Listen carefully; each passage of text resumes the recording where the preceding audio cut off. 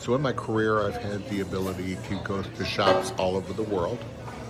And one of them I went to was owned by a gentleman named Andy Anderson. You may have heard of him. One of the nicest guys and most quiet, but he has won well over 100 four-color process and simulated process awards. A lot of it is merch for bands and artists, Keith Urban, Lady Antebellum, and I happened to be there when the Garth Brooks shirt was being printed. And wow, there was a watermark, mirrored watermark image on it, and just beautiful. It was, I want to say 14 colors total, so it was incredible.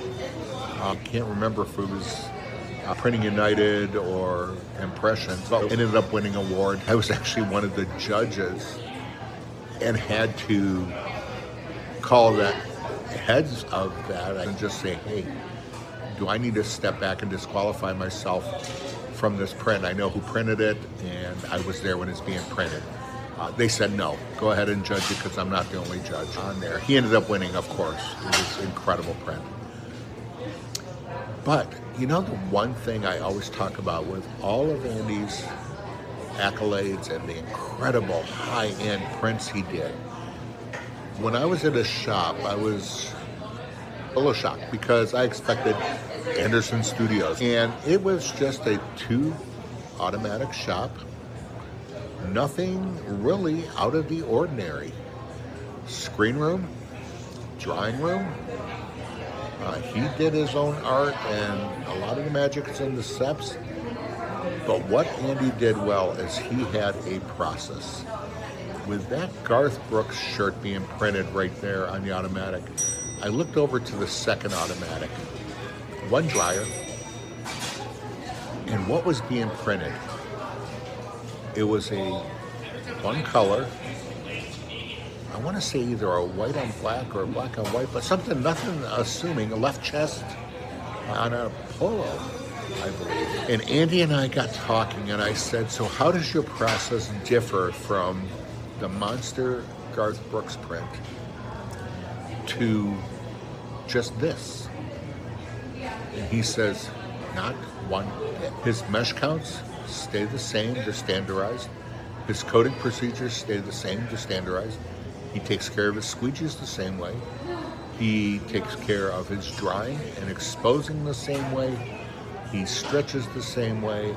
He does everything the same way, and it's standardized because it's not about the award.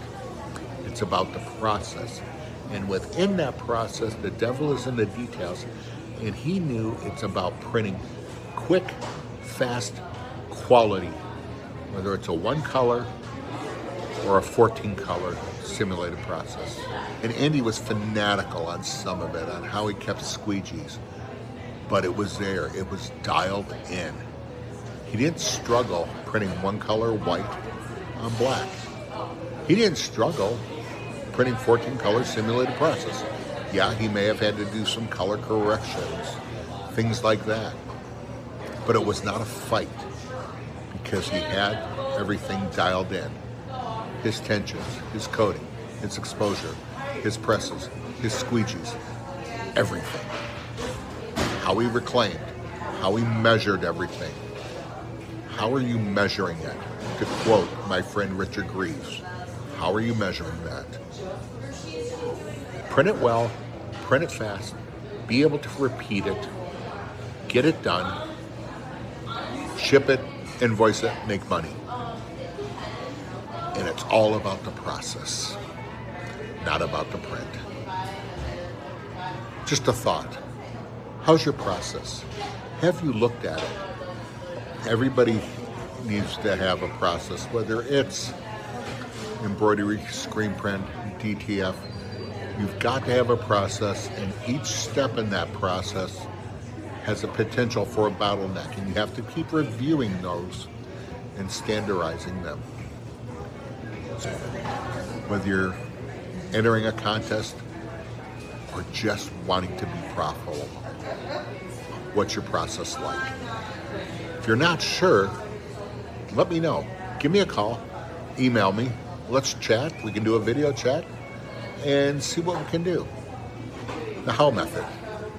Would love to help you out with your process. It's all about the process.